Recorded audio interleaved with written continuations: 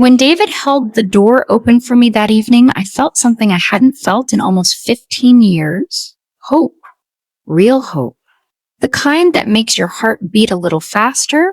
The kind that makes you believe maybe, just maybe, life still has beautiful surprises waiting for you. I was 53 years old. I had been a widow for 12 years, and I had convinced myself that love, the kind you read about in books or see in movies, wasn't meant for me anymore. Not at my age. Not after everything I had been through. But that night, standing there in my simple blue dress, watching him smile at me like I was the only person in the world, I let myself believe again. I let myself hope. I let myself dream of something I thought was long gone. And for those few hours, I felt alive in a way I hadn't felt since my husband passed. It was magical. It was warm. It was everything I had quietly wished for during all those lonely nights. But by the time we said goodbye that night, everything had changed. The magic was still there, but so was something else, something heavy, something that made my chest hurt in a way I couldn't explain. I didn't know it then, but that goodbye would stay with me for years. It would haunt me in quiet moments. It would wake me up at night. It would teach me that sometimes love isn't about happy endings. Sometimes love is about learning to let go of the most beautiful thing you've ever found, even when every part of you wants to hold on forever. My name is Margaret. I live in a small town in Vermont where everyone knows everyone and life moves slowly. I like it that way. I've lived here my whole life. I raised my 2 children here. I buried my husband here. And for the past 12 years, I've been living quietly in the same house we built together, surrounded by memories and photographs and the life we once shared. My husband, Thomas, died when he was only 49. A heart attack. Sudden. Unexpected. One moment he was laughing at the dinner table, and the next he was gone. Just like that? No warning? No chance to say goodbye? It broke me. Completely. I spent the first few years in a fog, just going through the motions, doing what I had to do to keep things together for our kids. They were teenagers then. They needed me. So I pushed my own pain down deep and focused on them. I became the strong one. The one who held everything together. The one who never cried in front of anyone. But inside, I was empty. I was lost. I was trying to figure out how to live in a world that no longer made sense without him. The years passed. My children grew up. They went to college. They got jobs. They moved away. And suddenly, I found myself alone in a house that felt too big, too quiet, too full of ghosts. I tried to fill my days. I volunteered at the library. I joined a book club. I took long walks every morning. I called my children every week. I made dinners I didn't feel like eating. I smiled at neighbors. I pretended I was fine, and most days I was, or at least I convinced myself I was. But at night, when the house was dark and silent, I felt the loneliness creep in. It was heavy. It was cold. It wrapped around me like a blanket I couldn't shake off. I missed Thomas. I missed having someone to talk to. I missed the sound of another person in the house. I missed feeling like I mattered to someone. I missed love, but I had accepted it. This was my life now. This was what growing old alone looked like. And I was okay with it, or so I thought.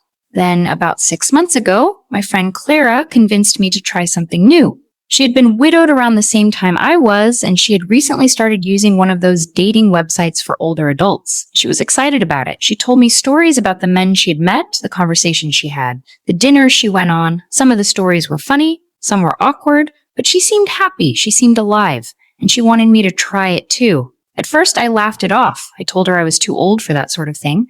I told her I wouldn't even know how to use a computer for something like that. I told her I wasn't interested, but she kept pushing, gently, kindly. She would say things like, "Margaret, you deserve to be happy again. You deserve to feel special. You deserve to have someone look at you the way Thomas used to look at you." And slowly, her words started to get through to me. Maybe she was right. Maybe I did deserve to feel something again. Maybe it was okay to want companionship. Maybe it was okay to want companionship. Maybe it was okay to stop living in the past and start living in the present. So one evening, with Clara sitting beside me at my kitchen table, I created a profile. I felt ridiculous doing it. I didn't know what to write. I didn't know what pictures to use. I felt old and out of place. But Clara helped me. She made it simple. She made it honest. We wrote a few sentences about who I was, what I liked, what I was looking for. Nothing fancy, just me. Then we uploaded a recent photo. One from my daughter's wedding last year. I looked happy in it. I looked like myself. And then, with a deep breath and a nervous laugh, I pressed the button and made my profile live. I didn't expect much. I thought maybe I would get a few messages from men I wasn't interested in. I thought maybe I would delete the whole thing after a week. But I told myself I would try. I would give it a chance. I owed that much to myself. Within a few days, I started getting messages. Some were kind, some were strange, some were clearly just looking for something I wasn't interested in. But then, one evening, I got a message from a man named David. His message was different. It wasn't generic. It wasn't trying too hard. It was simple and kind. He said he liked my smile on my photo. He said he noticed we both loved reading. He asked if I had any favorite books, and something about his words felt real, so I wrote back, and he wrote back. And before I knew it, we were messaging every day. He lived about an hour away in a town I had heard of but never visited. He was 57. He had been widowed for 8 years. He had 3 grown children. He worked as a carpenter. He loved woodworking, old movies, and hiking. He sounded gentle. He sounded thoughtful. He sounded like someone I wanted to know more about. We messaged for almost 3 weeks before he asked if I would like to meet in person. I said yes. I was nervous. Terribly nervous. But I was also excited. And that feeling, that little flutter of excitement, reminded me that I was still alive. That I could still feel something. That, maybe, just maybe, this was the beginning of something beautiful. Rising conflict. The day of our first date, I changed my outfit 4 times. I stood in front of my closet staring at dresses and sweaters and pants, feeling like a teenager getting ready for prom. It had been so long since I had dressed up for someone, so long since I had cared what I looked like. I wanted to look nice, but not like I was trying too hard. I wanted to look like myself, but a version of myself that felt confident and happy. Finally, I settled on a simple blue dress. It was nothing fancy, just a soft cotton dress that made me feel comfortable and pretty at the same time. I put on a little makeup, not too much, just enough to make me feel like I had made an effort. I looked at myself in the mirror and took a deep breath. I looked okay. I looked like me, and that was enough. David had suggested we meet at a small Italian restaurant in a town halfway between where we both lived. It was a quiet place, he said. Cozy. Not too crowded. Perfect for a first meeting. I arrived 10 minutes early. I sat in my car in the parking lot trying to calm my nerves. My hands were shaking. My heart was racing. I felt ridiculous. I felt like I was doing something foolish. But I also felt something else. I felt hopeful. And that hope was stronger than my fear. So I got out of the car, smoothed down my dress, and walked toward the restaurant. He was already there, standing just outside the entrance, waiting for me. And the moment I saw him, something inside me relaxed. He looked just like his photos. Tall, with silver hair and kind eyes. He was wearing a simple button-down shirt and jeans. Nothing fancy, just normal, just real. And when he saw me, he smiled. Not a big, exaggerated smile, just a soft, genuine smile that made me feel like I was exactly where I was supposed to be. He walked toward me and held out his hand. "Margaret?" he said. His voice was warm and steady. I nodded. "Yes? David?" He nodded too. And then, without saying anything else, he held the door open for me and gestured for me to go inside. It was such a small thing, such a simple gesture.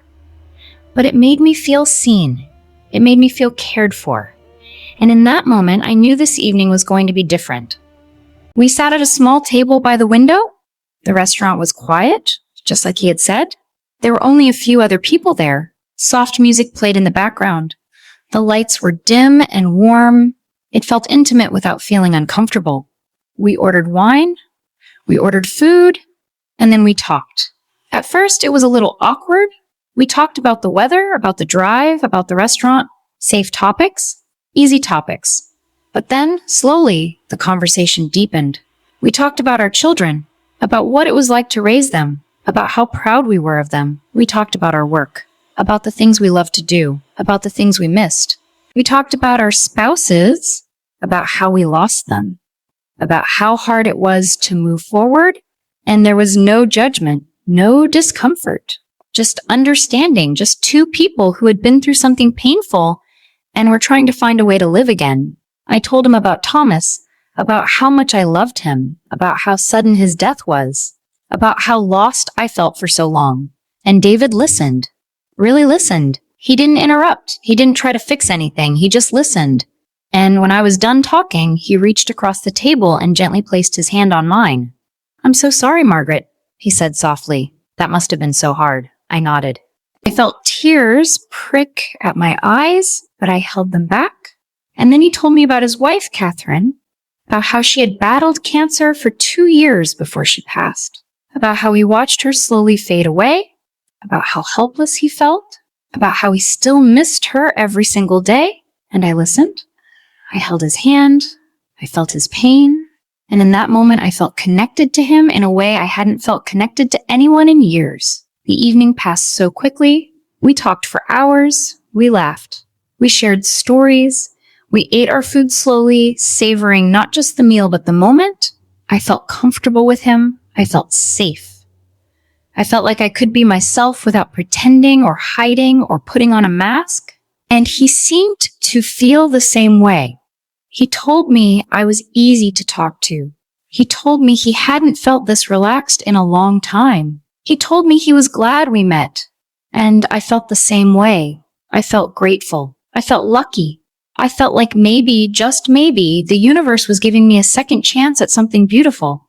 But as the evening went on, I started to notice something. Every now and then, David would get quiet. He would look out the window, lost in thought. He would smile. But the smile didn't quite reach his eyes. At first, I thought maybe he was just tired. Or maybe he was thinking about something from work. But then, during a pause in the conversation, he looked at me with an expression I couldn't quite read. It was sad.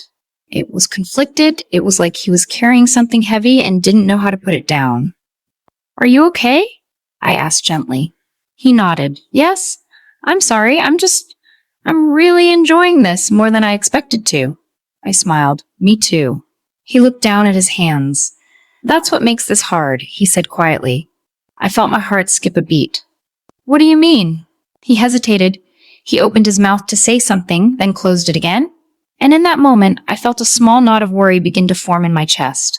Something wasn't right. Something was coming. And I wasn't sure I was ready to hear it.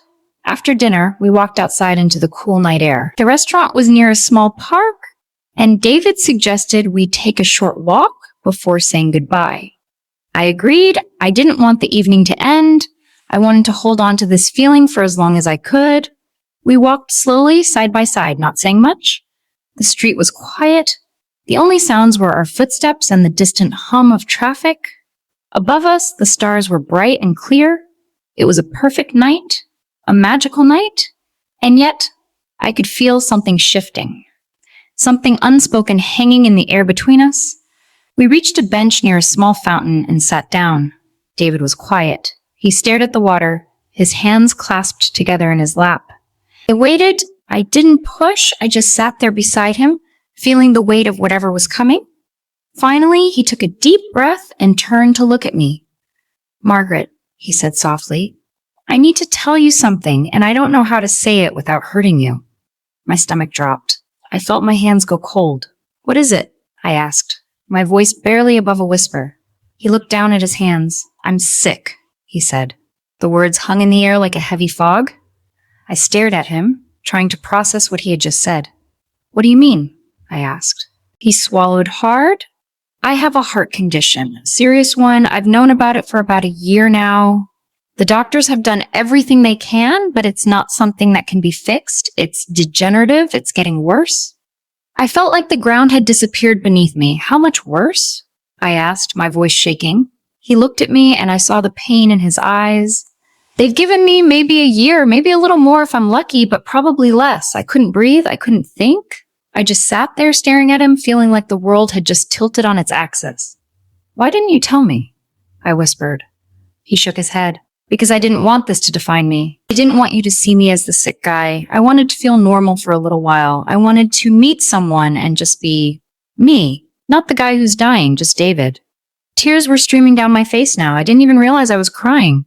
"But you should have told me," I said. "You should have told me before?" "Before what?" he asked gently. "Before we got close? Before we spent this evening together? Before you started to care?" I looked away. I couldn't answer. Because he was right. I did care. I cared more than I wanted to admit, and now Knowing what I knew, it felt like the ground had been ripped out from under me. Margaret, he said, reaching for my hand.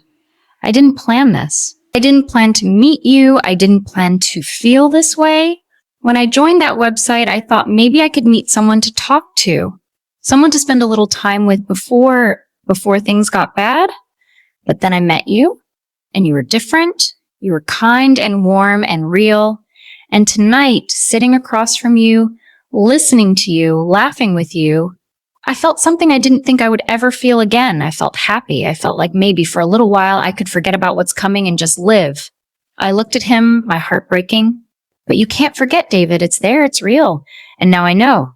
And I don't know what to do with that. He nodded. I know.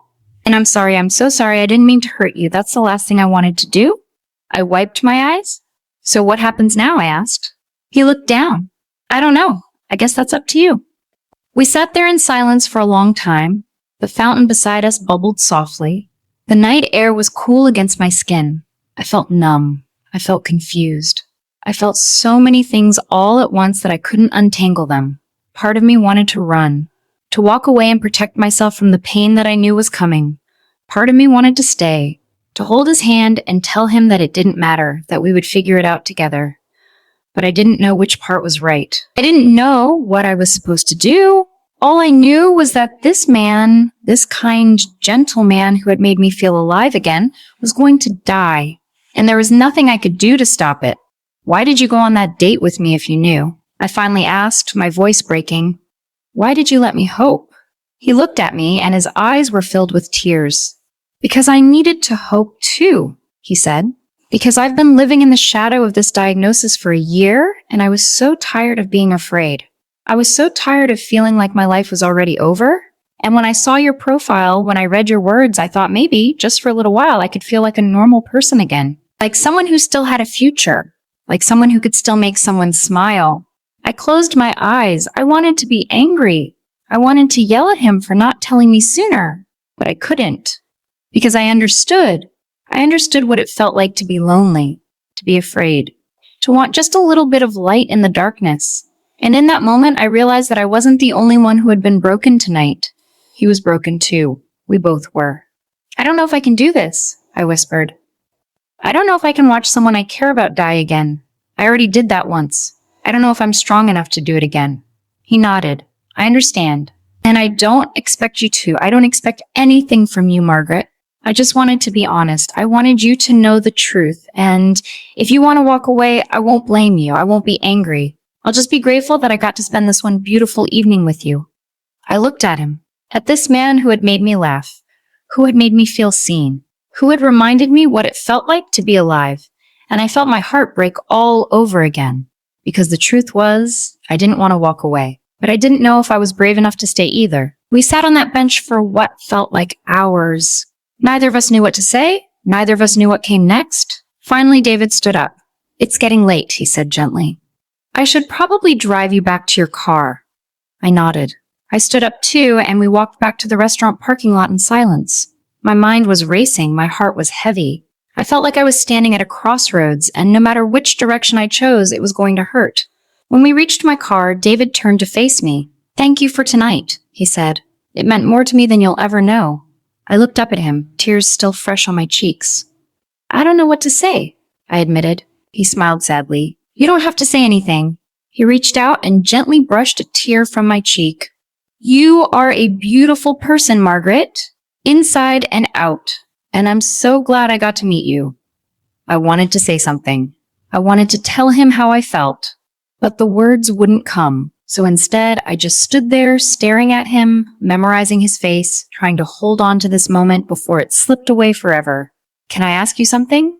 I finally said. He nodded. Of course. If you had more time, if things were different, do you think we could have had something? Something real? He looked at me for a long moment, and then, very slowly, he nodded. Yes, he said quietly. I think we could have had something really special. I felt my chest tighten. Then why does it have to end like this? I whispered. He shook his head. I don't know. I wish I had an answer. I wish I could change it. But I can't. And I'm so sorry for that. I closed my eyes and took a deep breath. I wish we had met sooner, I said. I wish we had more time. He smiled, but it was a sad smile. Me too. We stood there for a moment longer, neither of us wanting to let go. And then, very gently, David leaned down and kissed me on the forehead. It was soft. It was tender. It was a goodbye. Take care of yourself, Margaret, he whispered. You deserve all the happiness in the world. I nodded, unable to speak. And then, before I could change my mind, I got into my car and started the engine. I watched him through the window as he stood there, his hands in his pockets, looking at me with those kind, sad eyes. And then, slowly, I drove away. I didn't look back. I couldn't. Because if I did, I knew I would fall apart completely. The drive home felt endless. I cried the entire way. Not loud, dramatic sobs, just quiet tears that wouldn't stop. I felt like I had lost something precious before I even had a chance to hold on to it. I felt like the universe had played a cruel joke on me, giving me a glimpse of something beautiful, only to rip it away before I could truly experience it. By the time I got home, I was exhausted, emotionally drained. I walked into my empty house and collapsed onto the couch. And for the first time in years, I let myself cry, really cry. I cried for Thomas. I cried for David. I cried for myself. I cried for all the things I had lost and all the things I would never have. The days after that night were hard. I couldn't stop thinking about him, about what he had said, about the way he looked at me, about the way he made me feel. I wanted to reach out to him, to call him, to tell him that I had changed my mind, that I wanted to see him again, that I didn't care how much time he had left, that I just wanted to be with him. But every time I picked up my phone, I stopped. Because I didn't know if I was being brave or foolish. I didn't know if I was helping him or hurting him. I didn't know if I was strong enough to love someone who was dying, so I did nothing. I stayed silent, and the silence felt like it was swallowing me whole. About a week later, I received a letter in the mail. It was from David. My hand shook as I opened it. Inside was a handwritten note. His handwriting was neat and careful. The letter was short, but every word felt heavy with meaning. He wrote, Dear Margaret, I know I hurt you. I know I should have told you sooner, and I'm sorry for that. But I want you to know that our evening together was one of the best nights of my life. You made me feel like a person again. Not a diagnosis, not a countdown. Just a man who was lucky enough to spend time with an incredible woman. I don't expect anything from you. I don't expect you to write back or call or see me again. But I wanted to tell you this. You deserve to be loved. You deserve to be happy. And I hope, with all my heart, that you find someone who can give you the future you deserve. Someone who can be there for you in all the ways I can't. Thank you for your kindness. Thank you for your warmth. Thank you for believing in magic, even if it was just for one night. Take care of yourself. With all my affection, David. I read the letter 3 times, and then I sat down at my kitchen table and cried again. Not because I was angry, not because I felt betrayed, but because I realized something. I realized that love doesn't always look the way we expect it to. Sometimes love is fleeting. Sometimes it's bittersweet. Sometimes it's just a single night that changes everything. And sometimes the most painful thing about love is knowing when to let it go. It's been 3 months since that night. 3 months since I met David. 3 months since I felt that spark of hope and had it taken away just as quickly. I haven't seen him since. I haven't called him. I haven't written back. And I don't know if I ever will. But I think about him every day. I think about the way he smiled at me, the way he held the door open, the way he listened when I talked, the way he made me feel like I mattered. And I'm grateful for that. Even though it hurt, even though it ended before it really began, I'm grateful that I got to feel something again. I'm grateful that I got to remember what it's like to hope. I've learned something from all of this. I've learned that life doesn't give us guarantees. It doesn't promise us happy endings or perfect love stories. Sometimes it gives us just a moment, just a glimpse, just enough to remind us that we're still alive. And maybe that's enough. Maybe that has to be enough. Because the alternative is to close ourselves off completely, to never take risks, to never feel anything. And that's not living. That's just existing. I don't know what will happen to David. I don't know if he's okay. I don't know if he's getting worse. Part of me wants to reach out, to check on him, to tell him that I've been thinking about him. But another part of me knows that maybe it's kinder to let him go. To let him live whatever time he has left without the burden of my sadness, without the weight of my expectations. Maybe the kindest thing I can do is let him be free. And maybe the kindest thing I can do for myself is the same. I still go on walks every morning. I still volunteer at the library. I still call my children every week. But now when I look at myself in the mirror, I see something different. I see someone who tried, someone who took a chance, someone who let herself hope, even when it was scary. And that's something I can be proud of. That's something I can hold on to. Because for one night, I felt magic. For one night, I felt alive. And no matter how much it hurt, no matter how much I wish things could have been different, I wouldn't trade that night for anything. So if you're reading this or listening to this, and you're feeling lonely or scared or like your chance at love has passed you by, I want to tell you something. It hasn't. It's never too late. It's never too late to hope. It's never too late to try. It's never too late to let yourself feel something again. Yes, it might hurt. Yes, you might get your heart broken. Yes, things might not turn out the way you want them to, but you'll also feel alive. You'll also feel human. You'll also remember what it's like to care about someone other than yourself. And that's worth it, even if it's just for one night. Even if it's just for one moment, it's worth it. I don't know if I'll ever meet someone else. I don't know if I'll ever feel that spark again. But I'm not closing the door. I'm not giving up. I'm going to keep living. I'm going to keep hoping. And I'm going to keep believing that maybe somewhere out there, there's still something beautiful waiting for me. Maybe not today, maybe not tomorrow, but someday. And until then, I'll carry the memory of that one magical night with me. I'll carry David's kindness, his warmth, his smile, and I'll be grateful that for just a little while, I got to feel what it's like to believe in love again. Thank you for listening to my story. Thank you for sitting with me through the sadness and the hope and all the complicated feelings in between. I hope it reminds you that it's okay to be vulnerable. It's okay to take chances. It's okay to let yourself feel, even when you're afraid. Because that's what makes us human, that's what makes life worth living, and that's what keeps us going, even when our hearts are broken. Take care of yourself, be kind to yourself, and never stop believing that you deserve to be loved. Because you do. We all do. And who knows? Maybe someday you'll have your own magical night, and maybe it will last forever. Or maybe it will be fleeting like mine. But either way, you'll be glad you took the chance, you'll be glad you let yourself hope, and you'll carry that moment with you like a little piece of light for the rest of your life. Goodbye for now. And remember, no matter how dark things seem, there's always a little bit of magic left in the world. You just have to be brave enough to look for it.